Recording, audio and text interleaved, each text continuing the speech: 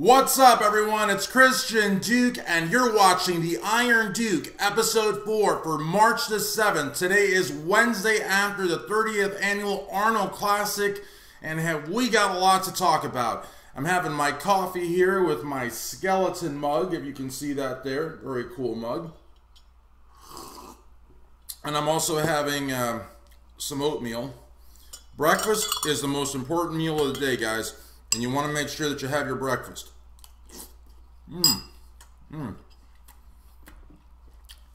Oh, it's good. Now,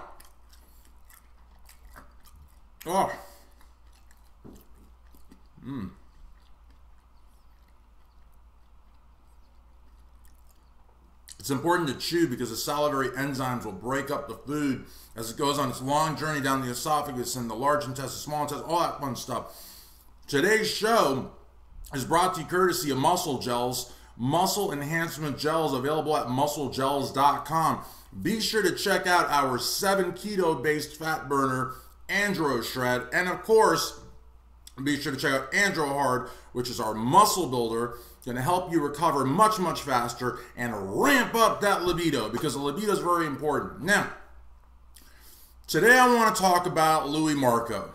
Well, I really want to talk about William Bonac, the conqueror, and conquer he did at the 30th Annual Arnold Classic against a very, very deep lineup, including a very dialed in, very symmetrical, very impressive Dexter Jackson, who, in addition to being a 5-time Arnold Classic champion, is also a former Mr. Olympia.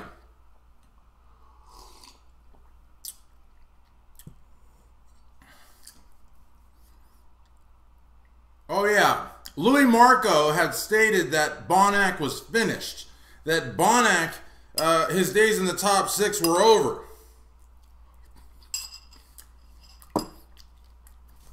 And so many people, they hang on every word this guy has to say.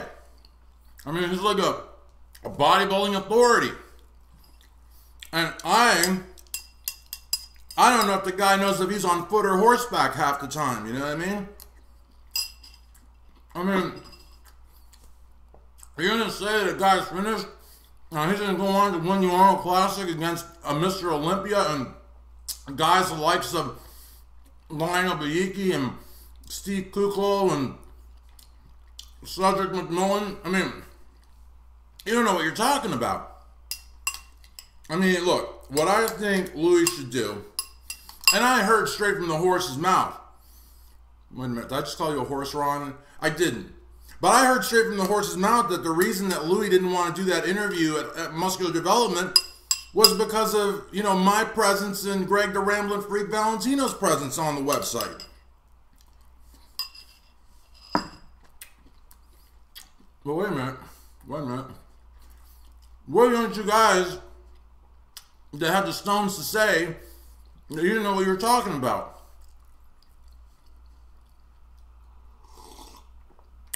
And you don't. So, as far as you go, I would stick to peddling Redcon supplements and making videos about synthol people and saying daily and proper and all that stuff. And don't think you're the next Lonnie Teeper. You know what I mean? Because you're no bodybuilding handicapper and you don't know what you're talking about. I wanted to hit. I would kiss your ass. I would apologize to you for criticizing you because that's all I did. And I would ask Greg to apologize to you for criticizing you because that's all he did. Or maybe you would come on IronMag.com and do an interview with us. But that would make us a show. And we're not shows. And you're not a bodybuilding handicapper. You're just a troll with 500,000 subscribers. With a really, really thin skin. I gave William Bonac a fist pound and Greg Valentino made a little bit of fun of you. Well, you're expanding because you said he was finished. He might be our next Mr. Olympia. But he didn't kiss your ass, and I guess that means that he's He's done. I don't know. But the Arnold Classic was great, guys. This breakfast was awesome. The Hilton Saturday night was hopping. Got to see Sean Ray, Steve Blackman, Ron Harris, Giles Thomas, Kevin Levrone, Sean Flexitron Roden, Brandon Curry. Greg was in the bathroom with Arnold. You know, got to hang out with Rob and Preston, and we went to this place called Fuzzy's Taco that we loved. And so many people came to the Muscle Gels booth 2125 to say what's up to me, to say what's up to Big Frank Budaleski, formerly of Team 5%. They came by to see Greg the Ramblin' Freak Valentino. We had grown men, guys, grown men, badasses, guys that if you saw in a dark alley, you'd shit your pants. And they were like going, oh my God, it's Greg Valentino, oh my God. They were going nuts because Greg is that much of a superstar.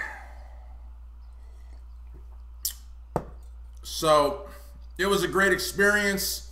We're getting ready to go to the Arnold. I mean, it's March the 7th. And we're getting ready to go to the Arnold. We're so excited. It's going to be a huge year for Muscle Gels and IronMag Labs. It's going to be a huge year for William the Conqueror Bonac. It's going to be a huge year for so many great people in the sport of bodybuilding. The IFBB Pro League is growing by leaps and bounds all over the world. An organization barely a year old is taking over. Bam, bam, bam, bam, bam, because the promoters love it more. The competitors love it more. The officials love it more. The fans love it more. The media loves it more. It is the best, and that's all that needs to be said. We're not going to sit here and badmouth any federation simply to say that the IFBB Pro League is #1 and the National Physique Committee model is #1 and the NPC is the only stage that any serious bodybuilder or fitness enthusiast should step on in the United States. So that's all I got to say. You know what I mean? But it was a fantastic, fantastic weekend.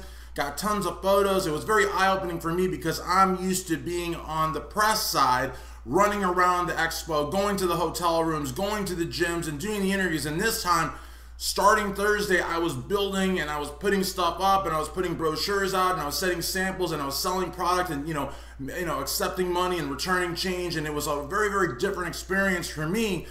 But it was very, very rewarding, extremely rewarding. And it was also really cool to see how many people actually came to the booth to see me.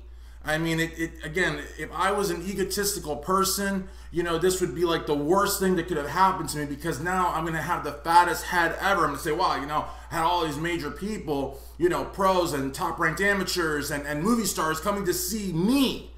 I mean, some of them, you know, they met Big Frank for the first time, they met Greg for the first time, but they were there to see me. Now, granted, you know, Greg had a ton of people. Frank had a ton of people, but I still had a nice little group. So for me, it was cool that somebody would take the time to come out and hang out with me, especially people that sponsor some of our other shows, like my Mid-Atlantic Muscle Show alongside Jimmy Hornbeck. We had 2 of our sponsors come. You know what I mean? We had fans of that show come and say, we really like what you're doing. You know what I mean? I have promoters now asking me to go to their shows and asking me what I need to get to those shows. So it was absolutely awesome. I mean, it was a great, great experience by all means. You know what I mean? Seeing Steve Blackman was awesome. You know, seeing Ron was awesome. You know, I may not be officially a member of Team MD, but I will always feel that connection to them. And, you know, if in the future we can do something, I hope that we can. Because it's a really, really great website. It's a really great family. You know what I mean? And with Ron Harris at the helm, I mean, really, the sky's the limit. You know what I mean? They can do so much. So I am sad to see that Flex Magazine and Muscle and Fitness are going to merge and become one magazine because I love Flex Magazine. I love Muscle and Fitness. I love what each one offers. You know what I mean? Print media, where it's at today, unfortunately, it's not, you know, 2000, it's not 1990 anymore. The magazines are shrinking in size. That goes for muscular development also. You know, we have to be honest. Muscle Mag International, which for a long time was one of my favorites, no longer exists. Iron Man, which is a great magazine, has become, I would say, more so men's physique, possibly classic physique, more so than bodybuilding. You know, magazines are having to change, are having to adapt to a different business model. But I do believe that there's a place for print. However, I believe that websites are really where it's, I mean, just look at what Ron Harris has done with muscular development. This is nothing. I'm not here to be negative. I'm not here to talk about his predecessors. I'm just here to say, look at what he's done in such a short amount of time. He's been able to accommodate his boss, Steve Bleckman, but he's also been able to satisfy his fans by giving cutting-edge content. Is it censored? Well, let me put it to you this way. A little bit of editing is necessary if you want to be professional. I know that a lot of people are like, oh, I want uncensored. Well, uncensored, when you have a website the size of Muscular Development, when you have a publication the size of Muscular Development, in my humble opinion, is not cool. It's irresponsible.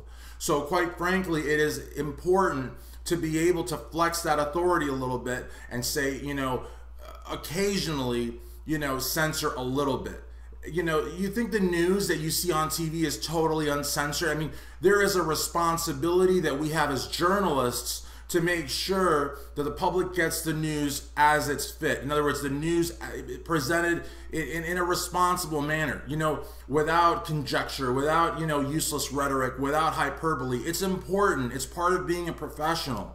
You know what I mean? You wouldn't just take a video, a raw video, and throw it out, right? You would want to edit it. You would want to put an intro. You would want to make sure the lighting is correct. You would want to make sure that the sound is correct. You're not just going to throw whatever you have into the wind and hope that it's a success. That is not how you do it. That may be how you do it. That's not how a professional does it. And I think that's a difference between, you know, some vlogger on YouTube and Muscular Development, or some vlogger on YouTube and Flex Magazine, or some vlogger on YouTube and MPC News Online. You're talking about professional news organizations, and they take their work very, very seriously. So enough of that tangent. But honestly, guys, it was a great experience. The Arnold Classic was amazing. I think William Bonac was a very deserving champion. I think Dexter Jackson made him work every single bit of the way. It was a war between those two, an absolute war. And I know people that thought Dexter should have won, but nobody said, oh, you know, it was controversial. None of that nonsense. It was a hard-fought battle. Bonac won. He deserved to win. He got third place at last year's Mr. Olympia, a very, very competitive third place. I thought, quite frankly, he could have edged out Big Ramy. Again, at this level of the game, you could literally spend a day scrutinizing the physiques, scrutinizing the poses, and you still wouldn't have an answer. So again, I tip my hat to all the judges, because I personally, you know, I like to say I can do anything, because I'm one of these people that really believes that if I try real hard, I can do something. But the thing is, I wouldn't want to try that hard. I would not want to subject myself to me it would be anguish of having to pick between these physiques, because again, the differences are so minor, and a lot of times it goes down to posing. Okay, it goes down to color. Did they tan properly? Are they using the right oil? Did they put on the right trunks? Are they wearing the, you know, there's so many little factors that can actually break a tie. And I think at that level, especially when you're talking about the top 3 at the Arnold Classic, or the top 3 at the Pittsburgh Pro, or the top 3 at the New York Pro, or the top 3 at the Mr. Olympia, it could be that close. And I don't know that I could do it. I would be like, can I come back in a week? I mean, can you give me a week to take the photos home and look at them? And these judges are going like that. I mean, you know, they take the time necessary, but it's not that much time. So again, you know, it was a great, great event. The judges got it right. The 212 was incredibly competitive. You know, men's physique, women's physique, bikini figure. I mean, it was all perfect, absolutely perfect. The Arnold Classic Expo, you could not have asked for a better expo. Each day had something going on. Sunday had a huge powerlifting meet. The people were going nuts. I mean, we were about maybe, I don't know, 100 feet from the stage, and the place was just, you know, coming off at the seams. I mean, it was just going nuts. People were going nuts. They were entertained. They had access to the greatest athletes in the world for photos and videos. There was an opportunity for people to meet just about anyone they wanted to. It was a who's who, and it was great. So again, I'd like to commend, of course, Arnold. I would like to commend Jim and Bob Lorimer. I would like to commend Matt Lors and the whole Arnold Classic team. They did a phenomenal job, absolutely phenomenal. And I hope you enjoyed this episode of the Iron Duke Speaks, episode 4, brought to you courtesy of IronMag Labs and Muscle Gels. Till the next time.